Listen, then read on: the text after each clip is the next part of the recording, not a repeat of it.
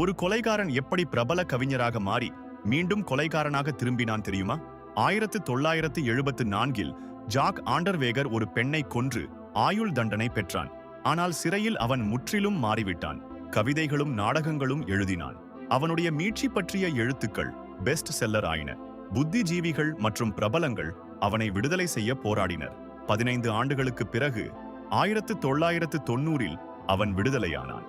ஊடக சென்சேஷன் ஆனான். குற்ற கட்டுரைகள் எழுதினான். டிவியில் தோன்றினான். ஆனால் சில மாதங்களிலேயே ஆஸ்திரியா மற்றும் லாஸ் ஏஞ்சல்ஸில் பெண்கள் கொல்லப்பட்டனர்.